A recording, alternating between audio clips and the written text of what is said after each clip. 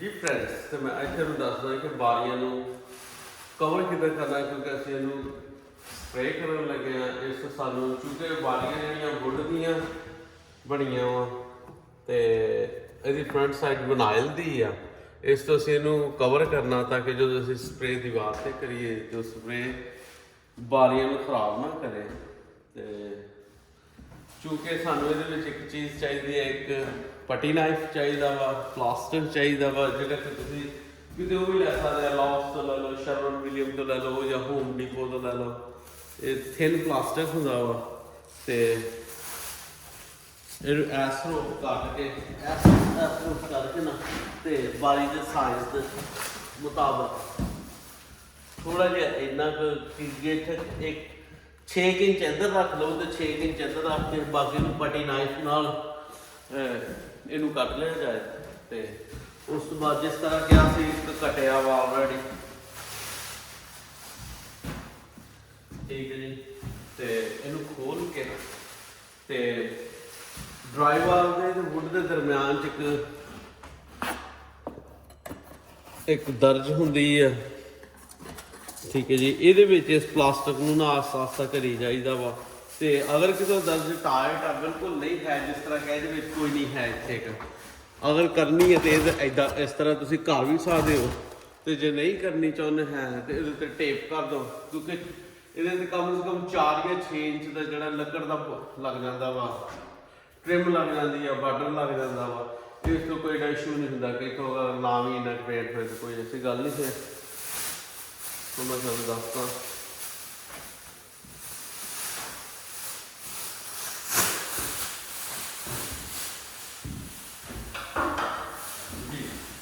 यह टेप सानू चाहिए है, स्कॉच ब्लू अच्छी टेप है और काफ़ी इसका सलोशन भी अच्छा वा।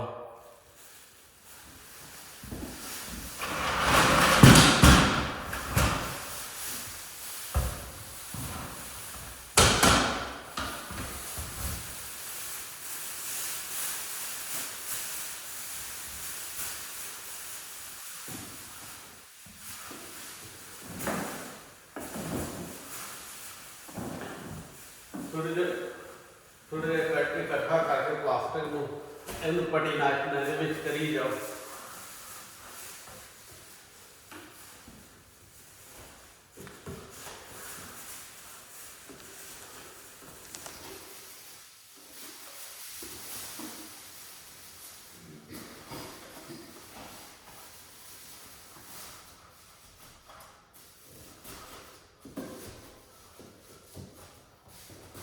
हमेशा अच्छी तरह करना चाहिए, क्योंकि प्रेशर ज़्यादा होता वा पेंट का, तो फिर प्लास्टिक निकल जाता। इस तो जिन्ना भी एक्सट्रा प्लास्टिक है उन्होंने इकट्ठा कर करके ना तो ये करी जाओ इस तरह करके, ताकि ये रहे।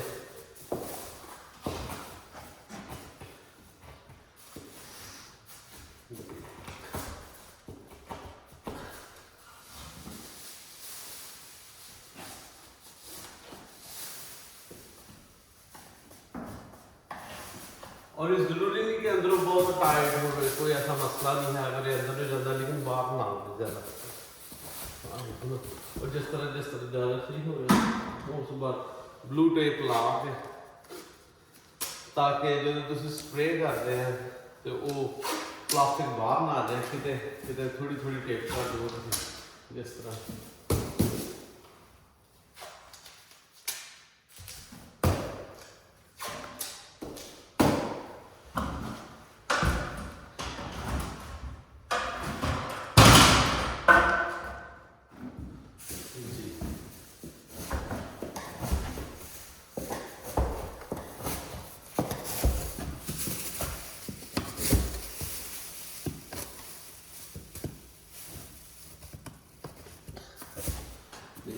जिस तरह तुम देख रहे हो कि इतने बहुत टाइट है, इसके अंदर प्लास्टिक नहीं जा रहा है। अगर इनू 5 in 1 इधर करेद के इस तरह भी कर सकते हैं, तुम इनू थोड़ा जहा मजीद थोड़ा बड़ा कर लो इनू। तो जे नहीं करना चाहते तो उसी तरह प्लास्टिक इकट्ठा करके उत्ते टेप लगा दो, तब भी कोई इशू नहीं।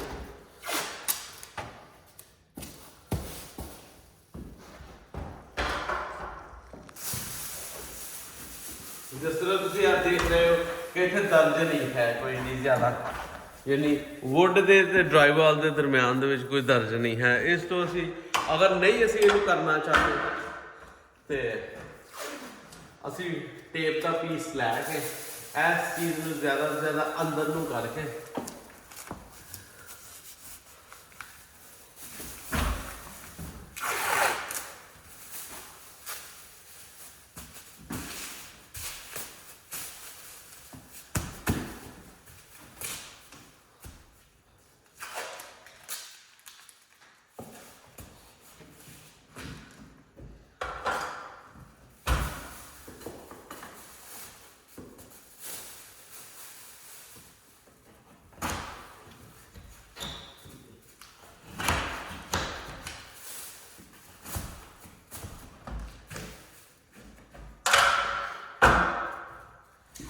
जी तुम देख रहे हो जिस तरह के ऐसे दे अंदर कर छड़े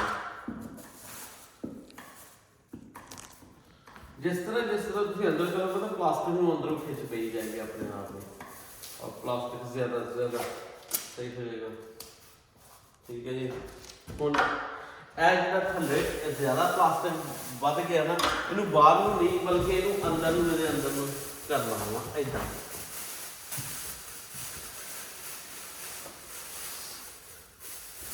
अंदर नूं करके ताकि बाहर ना आवे और इनू थोड़ा जिहा थिक करके ना इसको इकट्ठा करके इस तरह का ताकि इहदे अंदर जाके फस जाए अच्छी तरह।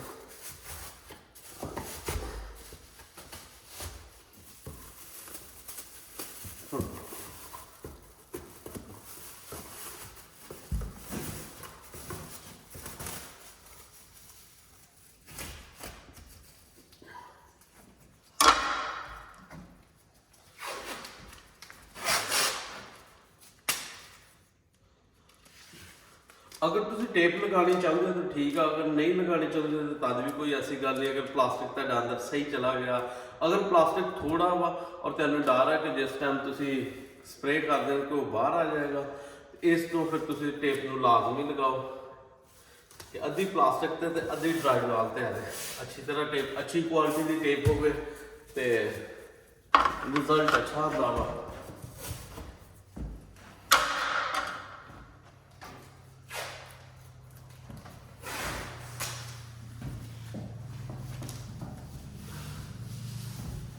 जी ठीक इस तरह तुम बड़े दरवाजे को करके ते इनू जो टेप करना हो ना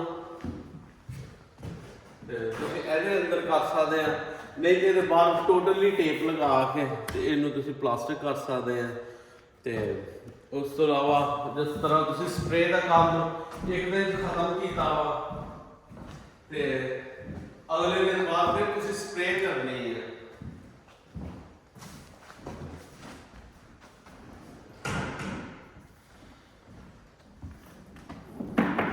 जी गन है ना, ये गार्ड में तुम हमेशा पानी की बाल्टी भेज के जाना वा एक रात, अगली सुबह नूं ना तुम इनू साफ करके तुम स्प्रे कर सकते। थोड़ा जिहा इस्तेमाल करके किसी जगह ते या स्प्रे करने तो पहले तुम विंडो के उत्ते सिट दो, प्लास्टिक ते सिट लो, अगर नहीं सिटना है तो किसी कार्डबोर्ड ते सिटो, क्योंकि बाद गार्ड दे विच ना पेंट जिहड़ा सही निकलता नहीं। हाँ वैसे अगर तुम जदों भी इस्तेमाल करनी हो ना स्प्रे गन तो हमेशा एक गिला कपड़ा नाल रख के ना जो तुम स्प्रे करनी है हर 15 मिनट बाद, हर अद्धे घंटे के बाद गिले कपड़े नाल के साफ करी जाना, नहीं तो पेंट जिहड़ा इस जगह ते जम्मी जाता और ब्लॉक कर दिंदा तुहाडे गार्ड नूं, तुहाडी टिप नूं ब्लॉक कर दिंदा वा। दो पोजिशनां इहदियां हमेशा जदों भी कदी स्प्रेयर दे विच कोई लाइनिंग आवे तो तुसी ना दूसरे रुख ते करके इहदे विचों जिहड़ी ब्लॉकेज उहनूं कढ के फिर उहनूं उस पॉइंट ते लिया के फिर स्प्रे सिटनी चाहिदी आ। ते थैंक यू फॉर वाचिंग।